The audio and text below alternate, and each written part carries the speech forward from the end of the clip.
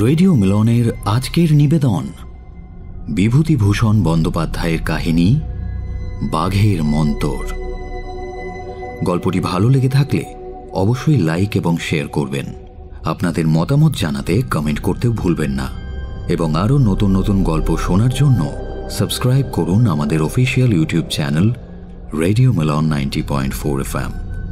শুরু হচ্ছে বিভূতিভূষণ বন্দ্যোপাধ্যায়ের কাহিনী বাঘের মন্তর।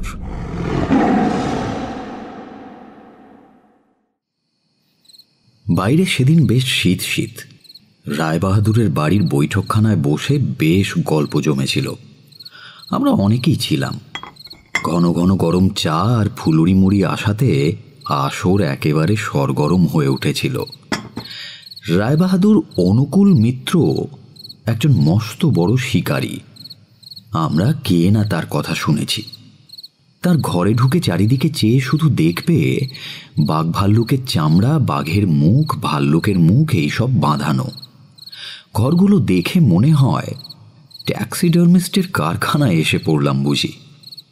কিন্তু সেদিন আরেকজন লম্বা মতো প্রৌঢ় ব্যক্তিকে রায়বাহাদুরের অতি কাছে বসে থাকতে দেখে এবং শিকার সম্বন্ধে দু একটা কথা বলতে শুনে বেশ অবাক হয়ে গেলাম। রায়বাহাদুরের সামনে শিকারের কথা বলে এমন লোক আজ অবধি দেখিনি।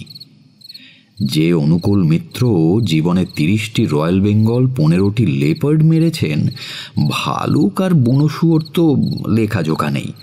এছাড়া গন্ডার, বাইসন, অজগর, পাইথন, সজারু, কাক, বক, হাঁস এসব তো রয়েইছে। তা এহেন রায়বাহাদুরের পাশে বসে শিকারের কথা বলা, না, লোকটা কে জানবার বড় কৌতূহল হলো। উপেনবাবু, মানে আমাদের উপেন মাইতি, আপন মনে চা খেয়ে চলেছেন। তাকে ডেকে বললাম, ও উপেনবাবু, ওই লোকটি কে? উপেনবাবু হঠাৎ ভয় পেয়ে বলে উঠলেন, কই, কে, কোথায়? আরে ঘাবড়াবেন না, ওই যে ওই আধবুড়ো লোকটা। কে?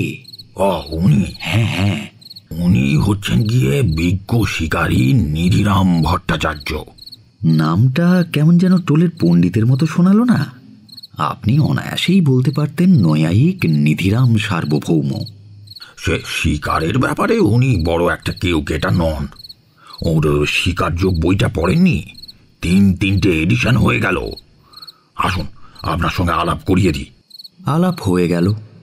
নিধিরাম ভট্টাচার্য যে কোনো কালে চাল কলা বাঁধা পুরুত ছিলেন না তা তাঁর কথাবার্তার ধরনে আগেই বুঝেছিলাম। এখন সেটা আরও ভালো করে জানা গেল। নানা স্থানের বাঘ ভাল্লুকের শিকার কিভাবে হয় সেই গল্প করলেন তিনি। রাত্রে কিভাবে গাছের ওপর বসে কাটিয়েছেন, কোন জঙ্গলে একবার বাঘের মুখে পড়েছিলেন, এই রকম নানা গল্প। লোকটা ভালো গল্প বলতে পারেন। এমন সুন্দর নিখুঁতভাবে গল্প বলছিলেন যে আমরা ঘটনাবলী যেন চোখের ওপর ঘটতে দেখছি। আরও দেখলাম নিধিরামবাবু বেশ প্রকৃতি রসিক ব্যক্তি। জ্যোৎস্না রাত্রি এবং বর্ষণমুখর শ্রাবণের রাত্রিগুলির এমন সুন্দর বর্ণনা দিচ্ছিলেন মুখে মুখে। আমি বললাম, নিধিরামবাবু, একটা কিছু আশ্চর্য ঘটনা বলুন না, শুনি।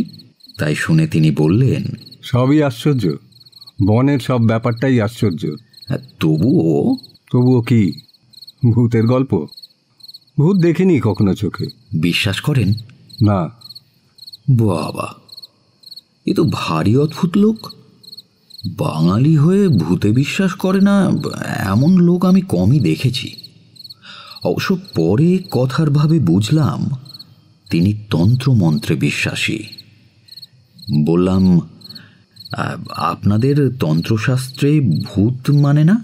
তন্ত্রশাস্ত্র আমি পড়িনি, মন্ত্রতন্ত্রের কথা বলছি।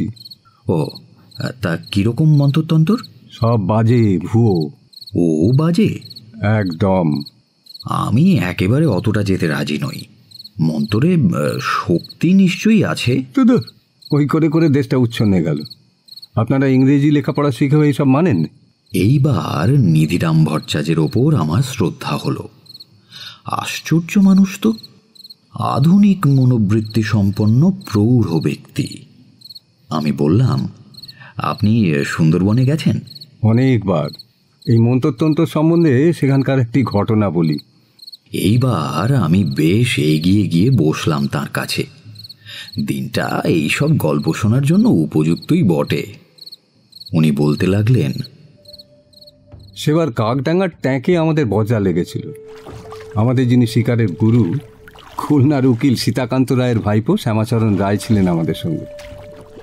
কথাটা উল্টো বলা হলো, আসলে তার সঙ্গেই আমরা গিয়েছিলাম, নইলে আমাদের অবস্থার লোক আর বজরা কোথায় পাবে বলুন।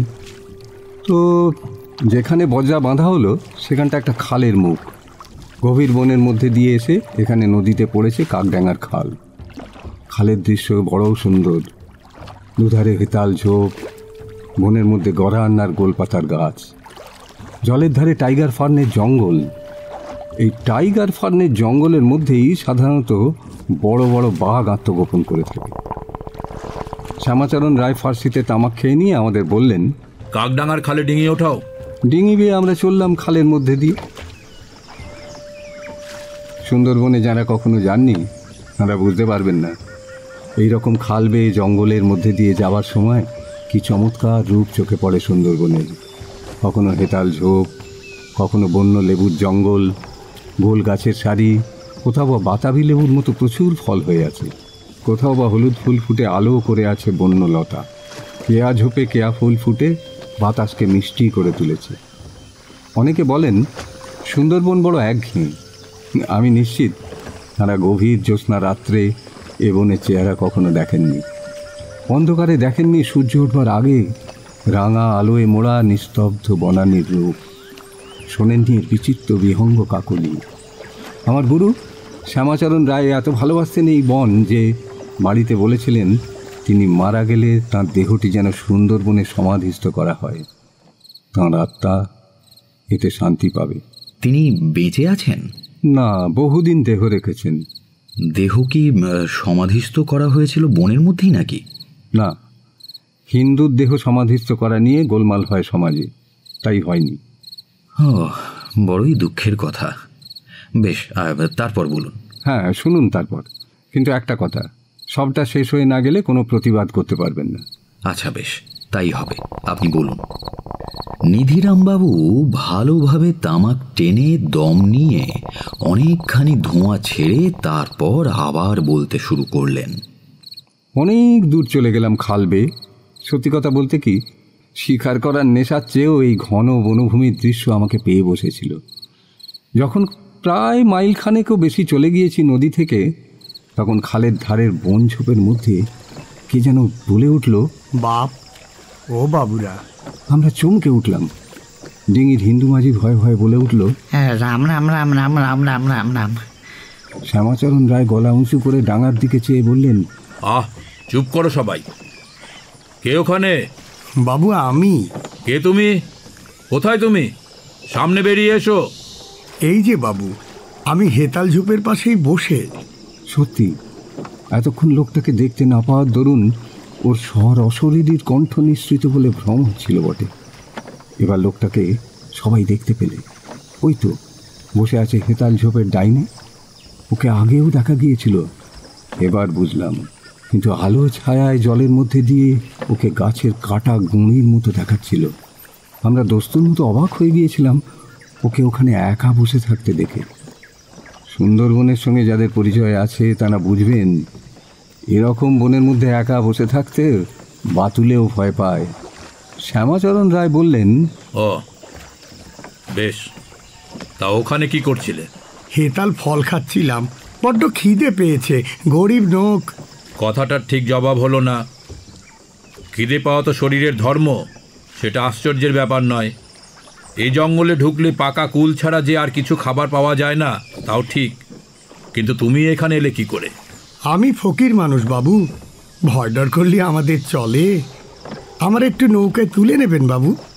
কালডন ঘাটের ট্যাঁকে আমারে নামিয়ে দিলে হেঁটে পীরের দরগায় গিয়ে রাত কাটিয়ে সকালবেলা বাড়ি ফিরে যাব। নেবেন বাবু? তোমার বাড়ি সেখানে? কালডন ঘাটের কাছে মানিক সেনের পাড়ায়। শ্যামাচরণবাবু কিছু বলবার আগে আমাদের ডিঙির মাঝি দুজন আপত্তি জানিয়ে বললে, নেবেননি বাবু, নেবেননি। ডিঙির নিয়ম তো জানেন, সুন্দরবনে চলতি ডিঙিতে পথের লোক তুললে বড্ড অপয়া। বাবু, যাচ্ছেন যখন একটা শুভ কাজে, তখন আর এইসব ঝ্যামেলির কি দরকার? তোদের কি বুদ্ধি? কেন বাবু? আমার শিকার হোক আর না হোক, ওকে এখানে ফেলে যাব বাঘের মুখে? নিয়ে চল ওকে। এরপরে আর কি কথা চলে? ডিঙি থামিয়ে তাকে উঠিয়ে নেওয়া হলো। আমাদের মনে হলো লোকটা একজন ফকির। সাজ পোশাক দেখে অন্তত তাই আমার মনে হয়েছিল।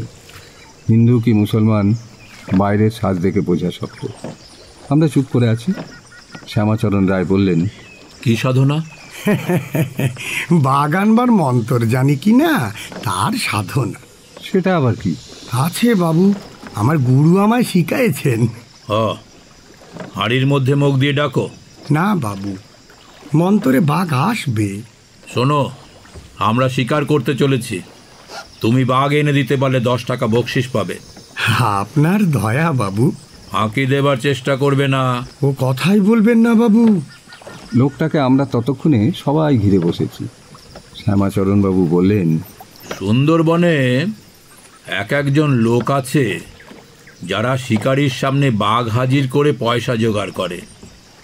তারা তো হাঁড়ির মুখে মুখ দিয়ে ডাকে জানি। তুমি সে দলের নও? আপনাকে আগেই বলেছি বাবু, মন্তর আসল জিনিস, বাঘ টেনে আনে।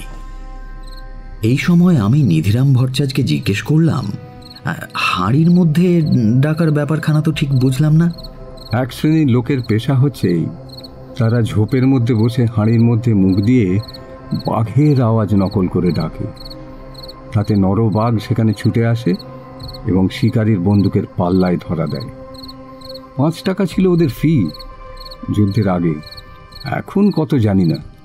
এমনভাবে বাঘ আসতে পারে? মানে আপনি দেখেছেন কখনো? অনেক দেখেছি, তবে সবসময় সফল হয় না ওদের চেষ্টা। বাঘ হয়তো সে জঙ্গলে নেই কিংবা কাছে নেই, হয়তো মানুষের সাড়া পেয়ে পিছিয়ে গিয়েছে। সে অবস্থায় কি আর ফল হবে? বেশ, তারপর শুনুন।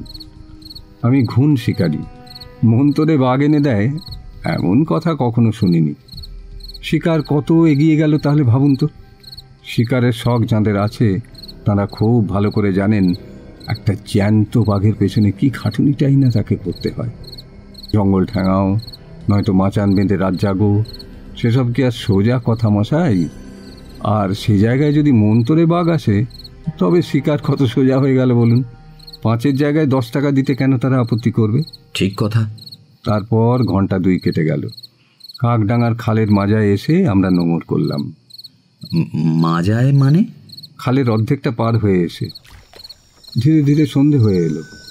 আমরা সাহস করলাম না এখন ডাঙায় নামতে। রাত্রের খাবার সঙ্গে করে আনা হয়েছিল, তাই খেয়ে সবাই ডিঙিতে শুয়ে রাত কাটিয়ে দিলাম। সমস্ত রাত উত্তেজনায় শ্যামাচরণবাবুর ঘুম নেই চোখে। তিনি শুধু বসে বসে ফকির সাহেবের আজগুবি মন্তরের কথা শুনছিলেন।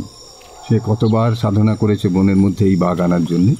এই সব গভীর থেকে গভীরতর জঙ্গলে বসে এই মন্তরের সাধনা করাই নাকি তার কাজ। আরও কত কি যে বাজে গল্প। সারাদিন খেটে খুঁটে রাতে যে একটু ঘুমোবে তার উপায় নেই। কিন্তু শ্যামাচরণ রায় স্বয়ং ফকির সাহেবের মুরব্বী, তার কথার উপর কথা বলবে কি? আমরা চুপচাপ শুয়ে ঘুমোবার চেষ্টা করলাম।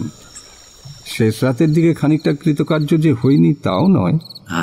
একটা কথা ছিল, আপনারা কাকডাঙ্গা খালের মাঝামাঝি এলেন কেন? মানে বজরা ছেড়ে আসার হেতুটা কি? হেতু খুব স্পষ্ট। বজরায় বসে তো শিকার চলবে না।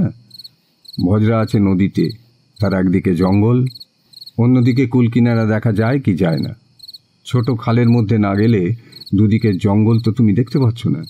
তুমি তো আর জঙ্গলে চড়ুইভাতি করতে আসনি। নিধিরামবাবু একটু তর্কপ্রিয় লোক। কেউ তার কথার প্রতিবাদ পাছে করে এই আশঙ্কায় সর্বদাই কোমর বেঁধে তর্কের জন্য তৈরি হয়ে থাকেন, এবং গল্প শুরু করার সময়ে কেন যে বলেছিলেন আমার কথার কোনো প্রতিবাদ করতে পারবে না গল্প শেষ না হওয়া পর্যন্ত, এখন তা বুঝলাম। আমরা তাকে বুঝিয়ে সুঝিয়ে সান্ত্বনা দিলাম। বললাম, আপনাকে মাঝে মাঝে প্রশ্ন করছি জানবার আগ্রহে, আপনার গল্পের খুঁত ধরার জন্য নয় কিন্তু। আপনি বলে যান, বলে যান। খুব ভালো কথা, শোনো। তারপরে আমার এই গল্প শেষ হয়ে এসেছে। যা কিছু প্রতিবাদ করবার গল্পের শেষে করতে তো তোমাদের বলেছি।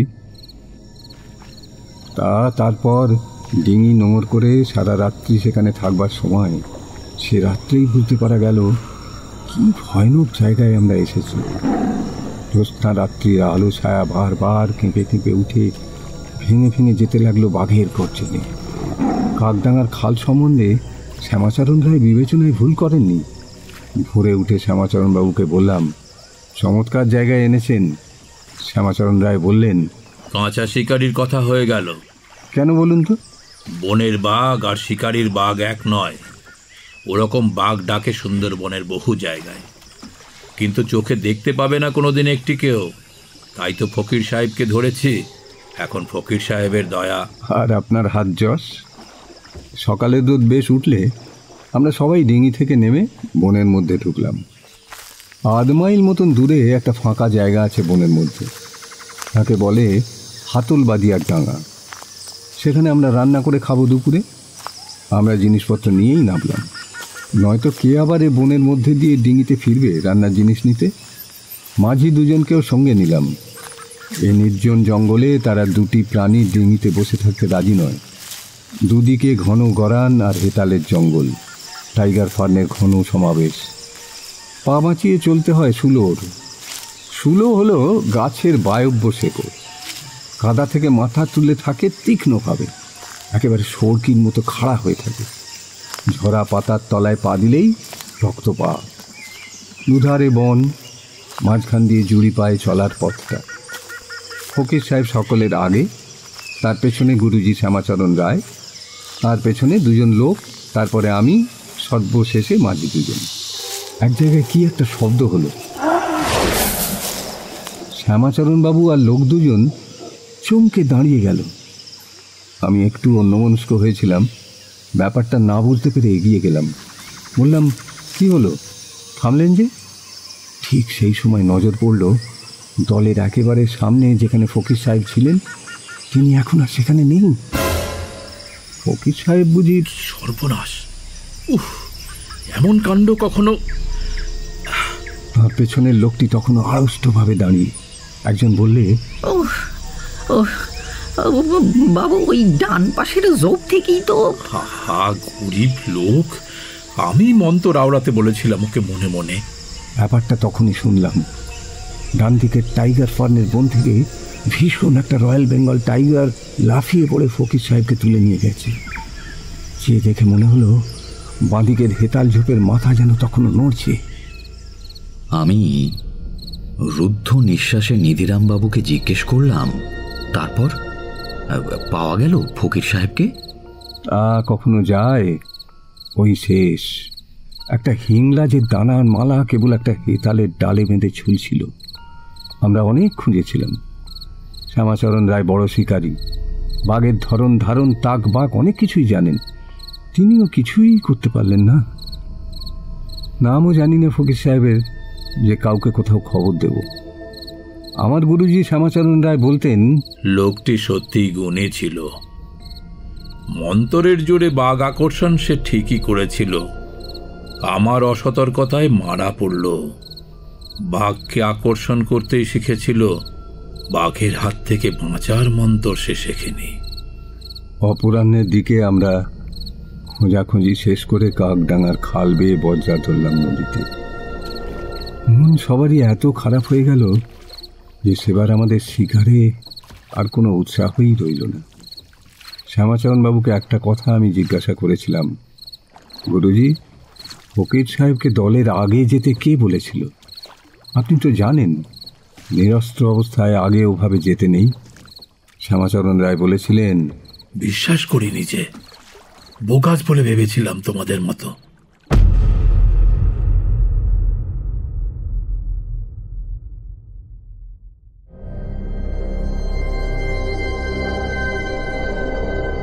এতক্ষণ আপনি শুনছিলেন বিভূতিভূষণ বন্দ্যোপাধ্যায়ের কাহিনী বাঘের মন্তর।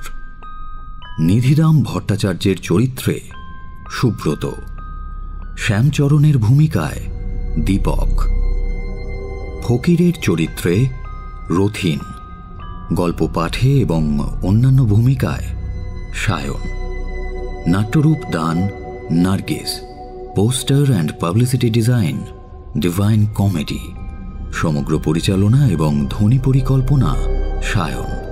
আগামী সপ্তাহে আরও একটি নতুন গল্প নিয়ে হাজির হব আমরা।